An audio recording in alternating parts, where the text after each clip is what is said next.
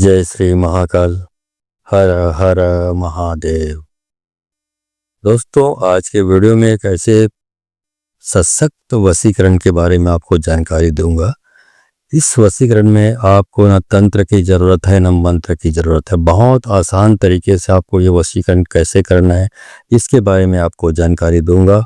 तो इस चमत्कारी वशीकरण को जानना चाहते हैं तो इसके बारे में जानना चाहते हैं तो मेरे इस वीडियो पे बने रहें। और साथ में चैनल पे पहली बार आए हैं तो चैनल को सब्सक्राइब करना ना भूलें। साथ में बेल आइकन को क्लिक कर लें।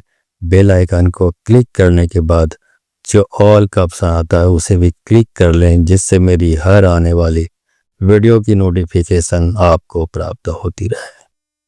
दोस्तों, वशीकरण बहुत सारी चीज़ों में किया जाता है। जैसे घर में आप समझ लीजिए, आप गृहस्थ हैं, पारिवारिक व्यक्ति हैं और अधिपति हैं, पत्नी आपकी बात नहीं सुनती। अधिपत्नी हैं आप और पति आपकी बात नहीं सुनता, या बच्चे आपके घर में हैं जो आपकी बात नहीं सुनते, बेटा आपकी बात नहीं सुनता, बेटी आपकी बात नहीं सुनती, मर्जी करती है, या सास बहू में आपस में नहीं पड़ती, दोनों एक दूसरे की बात को इग्नोर करते हैं, घर में कलह का वातावरण हो जाता है क्योंकि दोनों में से कोई भी झुकने को तैयार नहीं होता।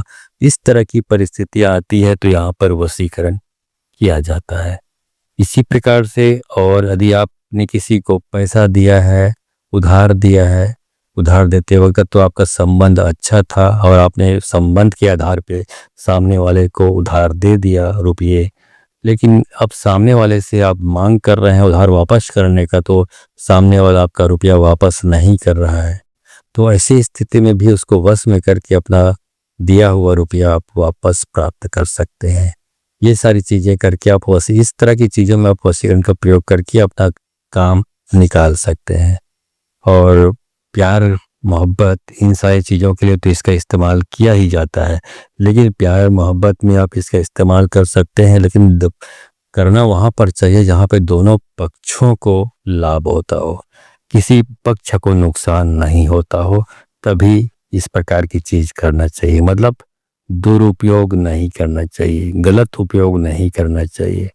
वैसे इसका उपयोग गलत इंटेंशन या गलत उद्देश्य से भी करेंगे तो भी आपका काम तो हो ही जाएगा, नहीं होगा वाली बात नहीं है। हाँ, लेकिन गलत उद्देश्य से करेंगे तो गलत काम करने का जो नतीजा होता है, जो पाप के भागीदार आप बनेंगे, वो पाप के भागीदार बनने की वजह से जो परमात्मा की लाठी आप पर पड़ेगी ना, तो आप चारों खाने चित हो जाएंगे। इसीलिए दुरुपयोग नहीं करना चाहिए, ना आपको करना भी नहीं चाहिए। ठीक है, अब बहुत आसान तरीका है मैं बताने जा रहा हूँ। तो मैंने बताया वही कि आप प्यार मोहब्बत किसी को पसंद करते हैं और आप उनको कह नहीं पा रहे हैं, तो ऐसी स्थिति में वशीकरण करके आप सामने वाले को जब वश में कर लेते हैं तो सामने वाले के पास जाकर आप अपने प्रेम का इजहार करेंगे, सामने वाला आपको ना नहीं कर पाएगा या नहीं कर पाएगी।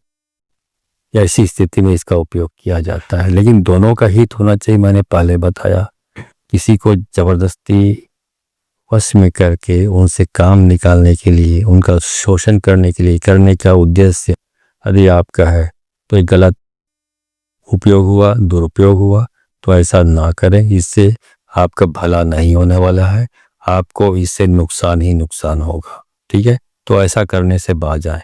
चलिए अब बताता हूँ कि आपको इस प्रकार के वशीकरण करने के लिए क्या करना है। ये बिल्कुल तंत्र मंत्र की इसमें कोई ज़रूरत नहीं है, बस जो उपाय बता रहा हूँ वो करते रहिए। दोस्तों, इसके लिए आपको ज़रूरत पड़ेगी एक दीपक की, मिट्टी का दीपक ले लीजिए और कुछ कम से कम 10-15 कपूर की जो बट्टी होती है, कपूर का पीस, वो अपने पास रखिए। और ये कार्य आपको शुक्रवार के दिन करना है, क्योंकि शुक्रवार इस चीज़ के लिए बहुत ही अनुकूल होता है और शुक्रवार की रात को ये उपाय आपको करनी है। अब दिया रखे सामने में, कपूर रखे नीचे में, दीपक के नीचे में, उसके बाद वहाँ पे बैठ जाए और अपने हाथों और पैरों के जो नाखून हैं वो आपको काटनी है नेल कटर से। नख काटने की, जो नाखून काटने की आती कटर आता है, उससे आपको काटनी है। जितना भी निकले, जरूरी नहीं कि बहुत ज़्यादा निकले, लेकिन हर उंगली से आपको थोड़ा थोड़ा या पूरा जितना निकलता है उतना, या थोड़ा भी निकलता है किसी उंगली से कम तो उतना भी, जितना भी हो, लेकिन हर उंगली से आपको नख काटनी है, काट कर इकट्ठा करनी है। हाथों की जो 10 उंगलियां हैं, 10 उंगलियों की आपको नाखून रखना है, इकट्ठा करना है, उसको संभाल कर रखें। उसके बाद जो पैरों के 10 उंगलियां हैं उसके नाखूनों को काट लेना है। अब सभी को इकट्ठा कर ले एक साथ, हाथों और पैरों की नाखूनों को। उसके बाद सभी नाखून जब आप काट लें, उसके बाद उस नाखून को आप दीपक के अंदर रख दें। मतलब दीपक में आपको तेल वेल नहीं डालना है ना, दीपक सिर्फ लेने को बोला हूँ, दीपक में तेल डाल कर लेने को नहीं बोला हूँ। इस बात को याद रखें। कई लोग सोचते हैं कि दीपक बोला है तो दीपक में तेल डाल लेते हैं, ऐसे नहीं, सिर्फ दीपक बगैर तेल के रहेगा। अब उसमें आप जितने भी नाखून आपने काटी है उन सब नाखूनों को वहाँ उसमें डाल दीजिए, दीपक में, दिया में। डालने के बाद कपूर, 3-4 कपूर डाल दीजिए और कपूर को जला दीजिए। अब कपूर को जलाएंगे तो उसके कपूर की आग से जितने भी नाखून हैं जलने लगेंगे। इस प्रकार जब तक सभी नाखून जल ना जाए तब तक आपको कपूर को जलाते रहना। यदि 4-5 कपूर आपने जलाया है और नाखून पूरी तरीके से जलने से बचा हुआ है, कुछ बचा हुआ जलने के लिए, तो उसमें और जो नाखून जलाने के लिए जो आपने कपूर रखा हुआ है, कुछ कपूर और डाल दें। उससे भी नहीं जलता पूर्ण रूप से नाखून तो और डाल दें। इस बात का विशेष ख्याल रखें। अच्छा, जला नहीं होना चाहिए नाखून, पूरी तरीके से जलाना है आपको, ठीक है।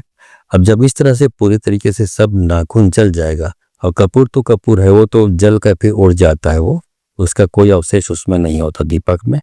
इस प्रकार से नाखून जब सारे जल कर राख हो जाते हैं पूरा पाउडर की तरह, उसके बाद आप उसको छोड़ दीजिए। गरम रहता है दिया, गरम दिए को हाथ लगाएंगे तो हाथ जल सकता है।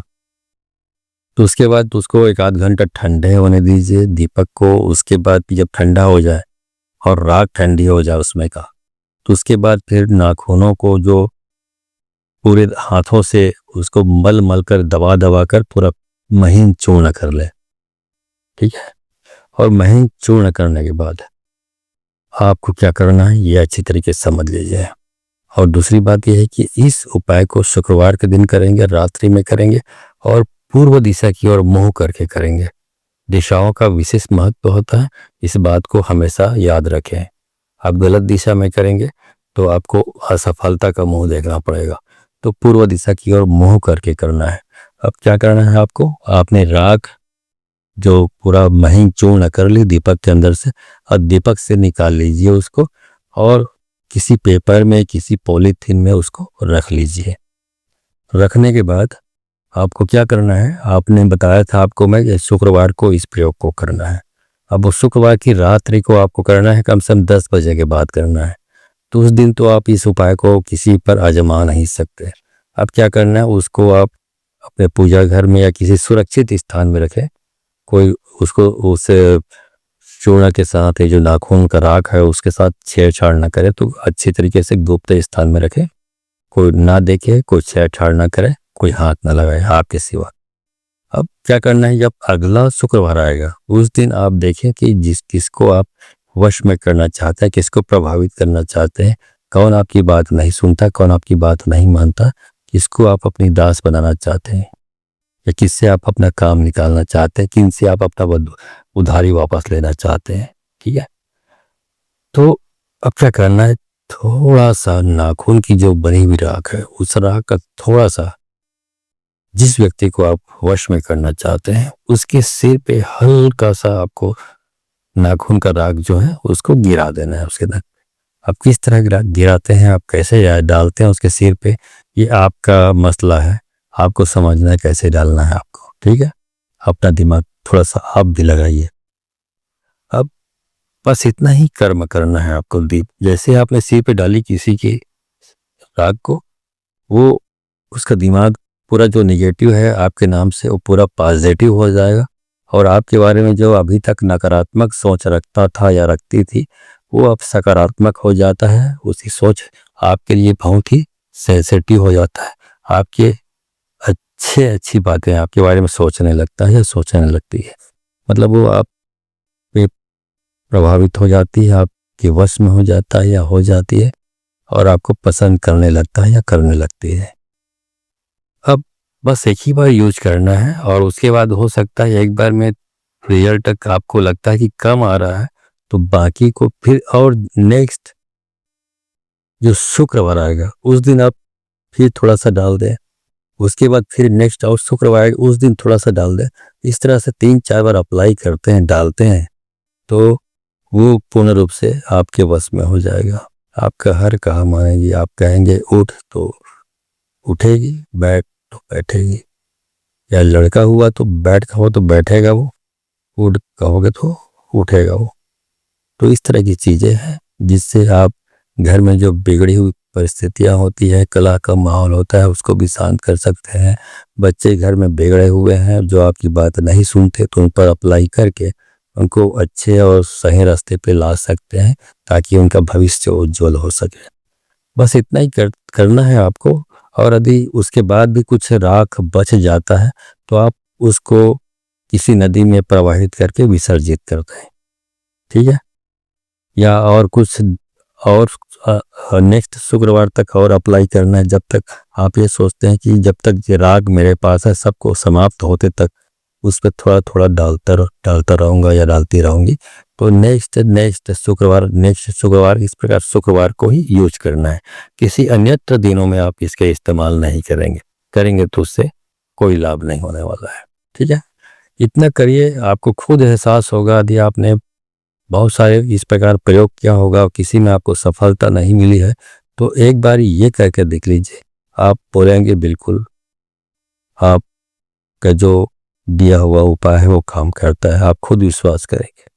तो आपकी जितनी भी मिथक थी, आपको गलतफहमी थी कि इस तरह के जो मंत्र तंत्र या इस प्रकार के टोटके हैं वो काम नहीं करते हैं, तो आपकी सारी गलतफहमी दूर हो जाएगी, क्योंकि ये काम करता है। बशर्ते आपकी जो भावना सही होनी चाहिए, आपके अंदर जो मन के अंदर में जो हृदय होता है वहाँ पे आस्था और विश्वास का जो बीज बोया जाता है, उसी के ऊपर इस तरह की चीज़ें निर्भर रहती है। यदि आपका विश्वास मजबूत है, आपकी आस्था मजबूत है, तो बिल्कुल निश्चित रूप से इस प्रकार की जो क्रियाएं हैं वो काम करेंगी।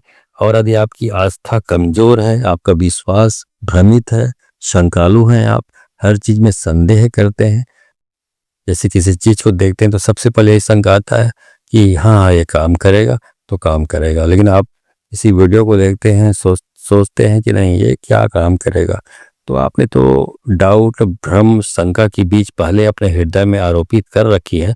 ऐसी स्थिति में आप इस प्रयोग को करेंगे भी तो इससे आपको कोई रिजल्ट नहीं मिलने वाला है, क्योंकि आपने अपने दिल में, हृदय में तो शंका रूपी बीज बोया हुआ है। तो ऐसे लोगों से प्रार्थना है, यदि आपके वीडियो देखते हैं आपके मन में शंका आता है तो कृपया इस तरह के प्रयोग को ना करें, क्योंकि आपने हृदय में गलत चीज बो डाली है। जैसे आम का बीज बोएंगे तो आम का फल होता है, और बबूल का बीज बोएंगे तो आपको कांटों का सामना करना पड़ेगा। वैसे यदि आप सुविचार रखेंगे, अच्छे विचार रखेंगे तो आपको लाभ होगा। गलत विचार रखेंगे, शंका करेंगे, संदेह करेंगे, तो फिर आपको कोई लाभ नहीं होने वाला है, ठीक है। तो ये प्रयोग करिए और मुझे कमेंट में बताइए कि आपने ये प्रयोग किया तो आपको कितना रिजल्ट मिला, कैसा रिजल्ट मिला, आपका क्या अनुभव रहा। तो आज के वीडियो में बस इतना ही, मिलता हूँ अगले वीडियो में। तब तक के लिए धन्यवाद। जय श्री महाकाल। हर हर महादेव।